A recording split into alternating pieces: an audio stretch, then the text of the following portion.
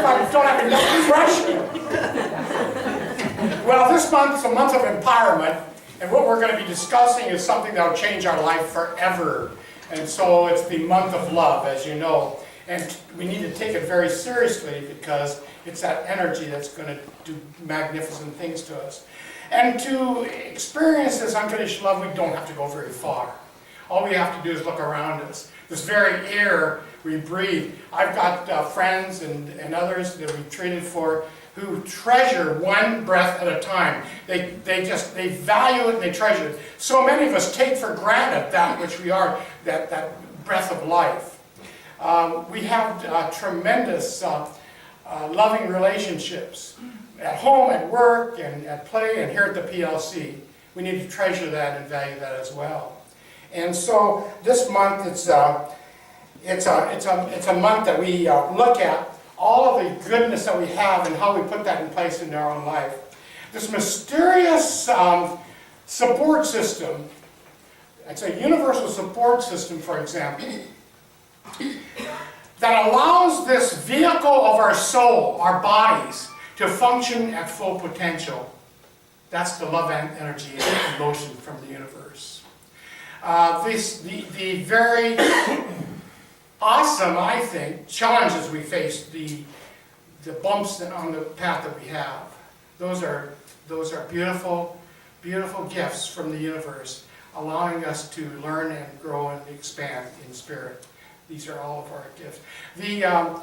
The spiritual teachers and mystics tell us that we need to be very grateful for the connection we have to this awesome universal organizing power that responds to our thoughts. It's influenced by our thoughts, it's influenced by our emotions, by our feelings. And that part of all that is that we have and share a universal, awesome, pure incubator, which I call the quantum incubator, where all things are possible, and where our memories live, and where our realities are birthed. Do you agree with all that? Mm-hmm. This comes from the mystics itself. So, and there's a story that actually shows us that if we don't possess that energy of love within ourselves, that we can't give it away. But it also shows that when we embrace this love energy, that we can look at the human dynamics and actually create how we wish to experience in a very positive way. This man was driving up to the Golden Gate Bridge, and he was approaching the toll booths. And something interesting happened to him. He never experienced this before. Usually the toll collector, it's almost like a disembodied hand that shows up and takes your money. There's total stone silence, and all of a sudden the gateways. How many of you have experienced that? But this time he's driving up to the Golden Gate Bridge, and he's hearing all this kind of music. The toll booth is alive with music. And here's this toll collector doing this dance, and he's reaching out for the money as if he were a jazz musician with the cane, and he takes the money and wow. So the guy, he's never experienced. So he goes on, the gate opens. The next day he experienced the same guy. And so he said, you know, my curiosity is getting the best of me. I've got to know, can we, I've got questions to ask. Can you meet with me? Can we have lunch? I'll treat you to lunch tomorrow and tell me what this is all about. He says, no problem. So they met for lunch the next day, and they settled into the booth, and the toll operator said, well, what is it you want to know? And he says, what's going on? He says, well, I need to ask you a question. When you come up to the booth, when you come up to the Golden Gate Bridge, what do you see? What are you seeing? And he says, well, I see a long line of traffic, and I see these toll booths spaced equally, and I see a lot of people going through, and I see them taking money, and the gates open, and you go through. That's what I see. He says, man, you have no imagination. You know what I see? He says, no, what do you see? I see virtual coffins, vertical coffins. What? He says, yes. Here are all these people, they spend 9 hours a day with their brains on hold, doing this motions, And what do? He says, well, what makes you different? He says, I am going to be a famous dancer someday, and I've got the best of all worlds. You take a look at how we can take a life experience. And here's an experience that was mundane, that most people complain about, and he took it and made it a life-enhancing situation. He says, I have the best of all worlds. I have a private office with a view of the Golden Gate Bridge in a place where half the Western United States visits and vacations. And he says, and so what I do, I come here every day, put on my music, and I practice. He says, that's what it's all about. This is a good, and we can look at this as kind of an example of how we can take something that's mundane or something that most people don't like and turn around. I always like to say, if you look for the bad, you're going to find it. If you look for the good, you'll find it as well. There's a Hawaiian statement that I love that we use as a metaphor. It's a Hawaiian saying. And what I love about it is it shows us the part that we play in determining how we're going to experience the human experience, the human drama. And all of us, when we're born, at birth, we are born, and Bob kind of alluded to this, and that's why I said I'm going to have an expansion of your talk last week, Bob, which was absolutely awesome. Would you agree? Oh, absolutely. Awesome. Each of us at birth, we're born with the universal divine light of the universe itself. That's what we're born with. And this bowl of perfect light expands in our life and enhances our life. It's a light on the hill that cannot be hid, but it's seen by all.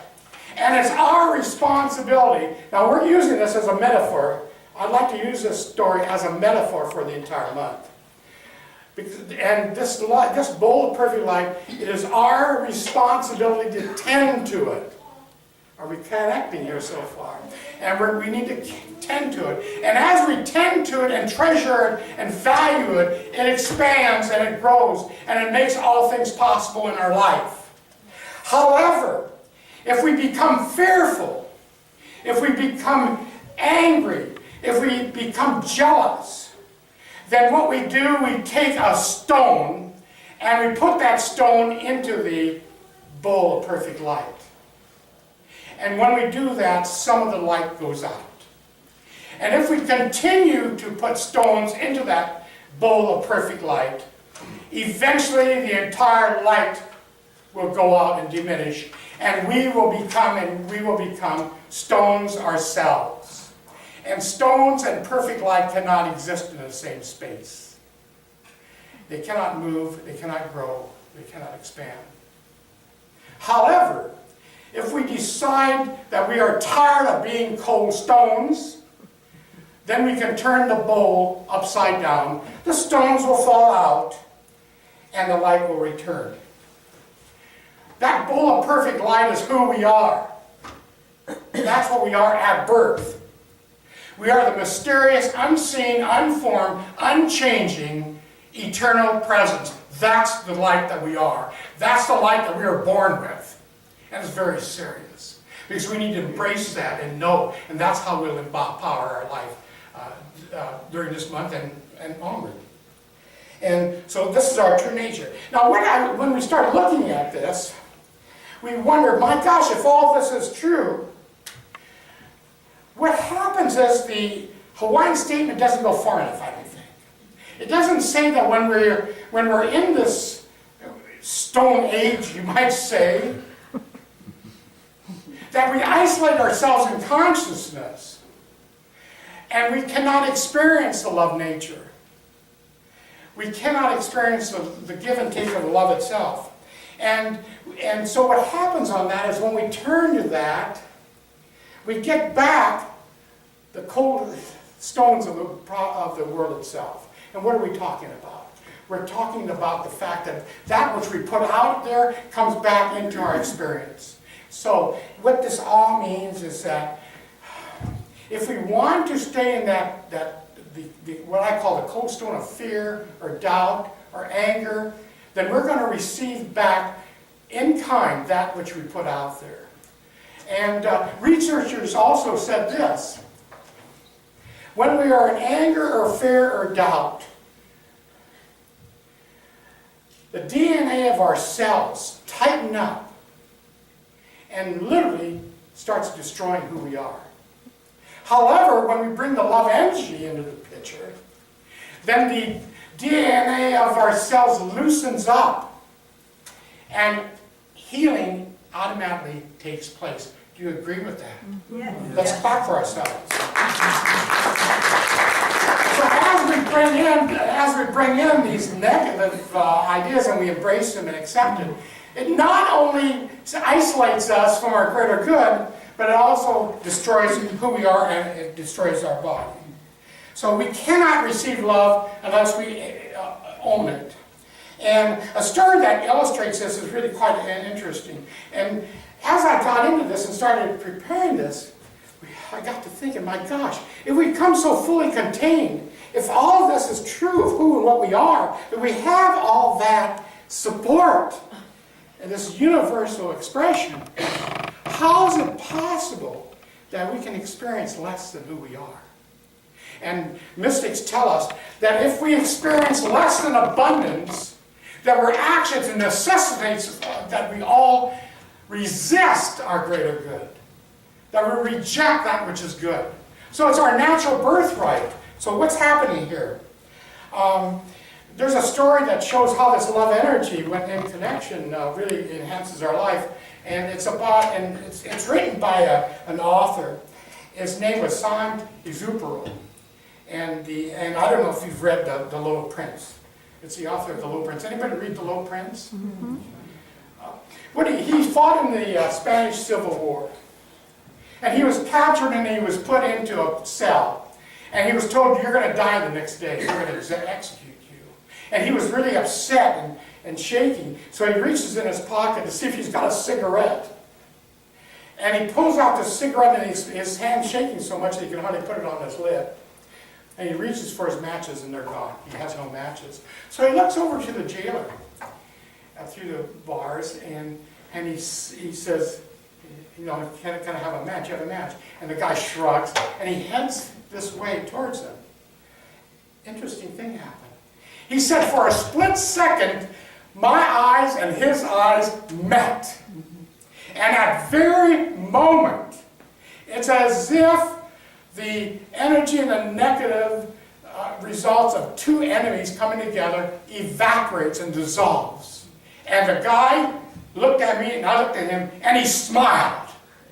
This is the love energy, the presence of love energy, because in its presence, nothing can survive, contrary to its nature. So the guy comes and lights a cigarette. And so the prisoner said, do you have children? And he reaches in his pocket, and he did have his billfold, and he showed him a picture of his kids. And he says, do you have kids? And he says, yeah. And he showed his kids. So at the end of the day, he leans against the cell door, and it opens. The jailer had unlocked the cell door. Isn't that cool? Let's clap for that. That's good. It's a good thing. For starters, when we go through this, we say, well, it sounds good, but how do I apply it in my own life? How do I maintain that love energy every moment of my day through all aspects of our life? Because things happen. And how do I maintain that love energy?